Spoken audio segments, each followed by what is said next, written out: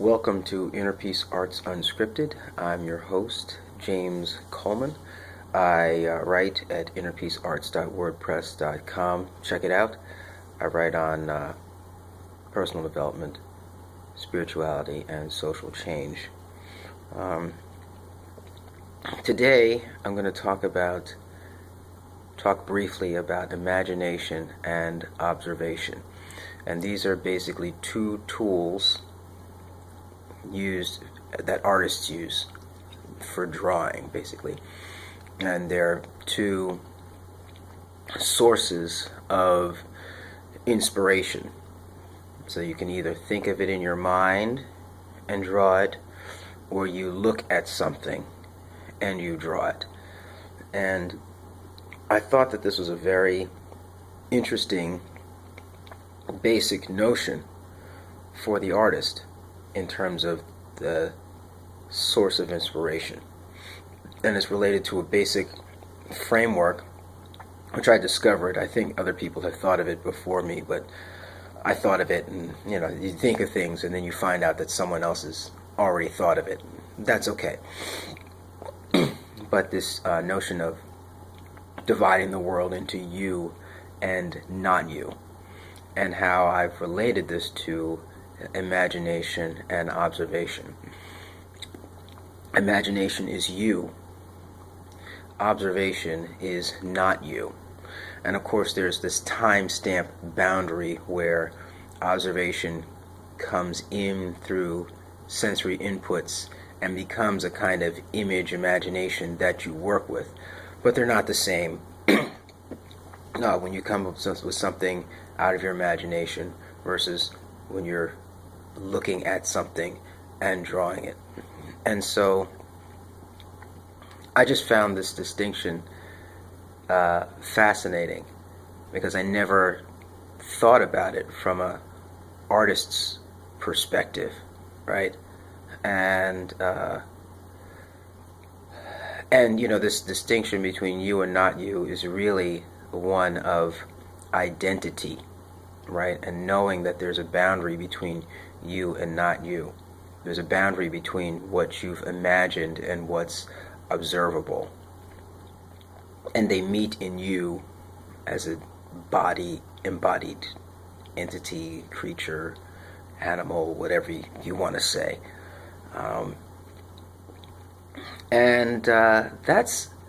That's it. I just wanted to share on that if your two sources of inspiration are either your imagination or from something you've observed, and you can generate feelings from either source, and that leads us to other places in terms of self-control, right?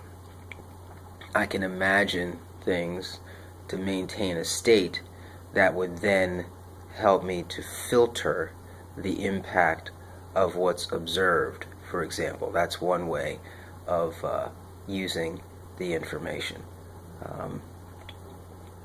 And the same with words, right? I can imagine words, I can observe the words, and how am I going to treat them? And I don't remember if there was a difference between the treatment when I was learning about the imagination observation.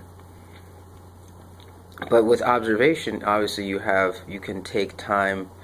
It's a different kind of looking at something, right? If I'm looking at a vase, right, I can look, I can get up, I can walk around, I can physically move my body to get a different perspective on the vase. In my imagination, I have to do all of that work in my mind. I have to move the vase in my mind. And that can be difficult if you don't know how to do it, or haven't done it, or haven't really thought about it. But the other thing that's really crucial is that the source, the seeding of all imagination, is from observation. I think this was another point that I'm glad that I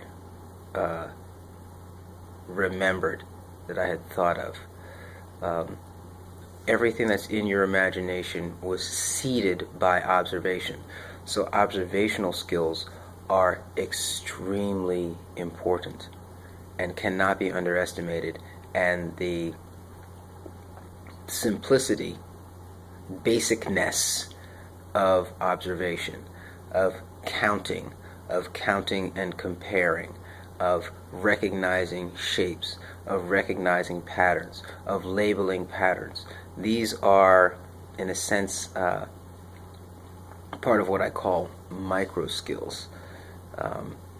And developing these things within a domain is actually the key to higher order thinking and higher order production, and something that is kind of glossed over, I think, in our educational system, where they highlight them, but there's not a kind of coordination between the recognition of what they actually do. What is the power of count and compare? You know, it's how do you tell if something's too big or too small? Well, you measure it and you compare it. And it seems simple, but do that over and over and over and over again till it's automated. And now you have a different way of being. So those are my thoughts drawn from this notion of imagination, observation, you and not you, of different ways of different ways you manipulate observation versus manipulating imagination, and the seeding of imagination by observation, and thus justifying building highly developed observational skills.